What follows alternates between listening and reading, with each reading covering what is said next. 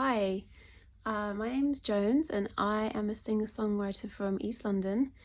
And mental health. I feel like mental health means so many different things to different people.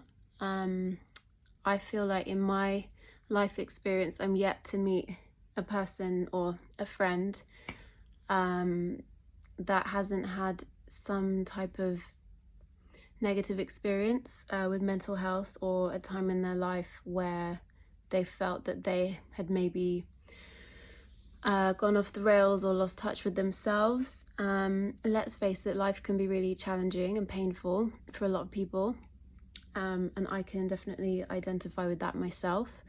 In my own life, in my childhood, I grew up with a single parent mother who experienced heavy depression on and off for most of our lives together when I was living at home. And that is something that I still carry with me now, and I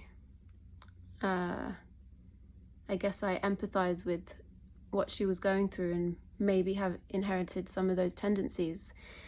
And then in my adult life, I would say that I can experience a lot of anxiety and doubts. So for me, I've had to find a little toolkit of things to do to get myself out of those states and into a more loving or peaceful state, because I've learned to identify certain feelings, knowing that they're sort of like telltale signs that I'm not in a nice place in my mind.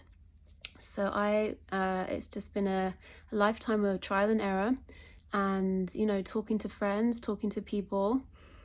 I also feel like there's absolutely no shame in saying that you need help or talking to a therapist, because I think we go through life and we are a bit of a sponge for our environments, and not everyone has a really easy ride and an easy start in life, so that can kind of set you off course, and maybe some people have to work harder than others to just feel for their baseline to be happy and okay.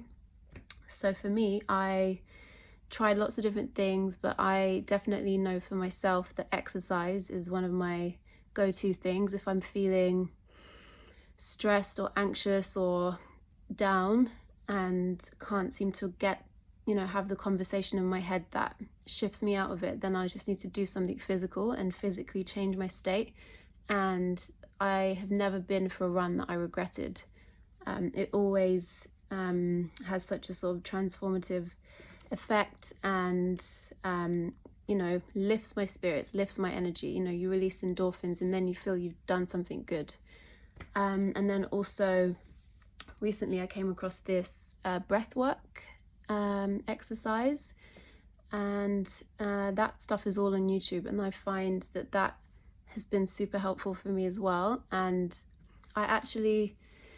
I have kind of dipped in and out of meditation throughout my life, and I know there's so much science to back it up, but I know that if you're kind of caught in a negative cycle or a painful place, not to say negative as if a judgment to yourself, but maybe a painful or uncomfortable place, I find that the active breathing and breath work brings me more relief, and then I can sometimes end up meditating at the end of it when my mind has kind of calmed down.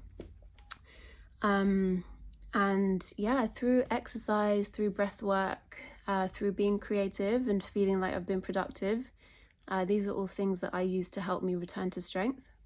I think this Instagram profile, Return to Strength, is so important and so beautiful and nourishing, because after watching a few of the videos myself, as a fellow human, it's comforting to hear other people sharing what they've been through.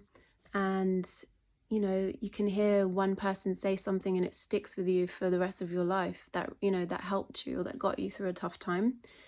And we're all going through struggles together. I mean, we don't always talk about it. We kind of put our best face forward, and we show the best of ourselves on social media. I'm definitely guilty of that. But life is up and down, and I feel like strength is not an overnight thing. Strength is an everyday you know, it's a process, it's the work, it's like building a muscle. It's like, what things can we use to return us to strength and feeling our best. So yeah, thank you so much for listening, and I hope that this was useful in some way, and just wishing anybody watching this like peace and love and wellness. And that's all from me.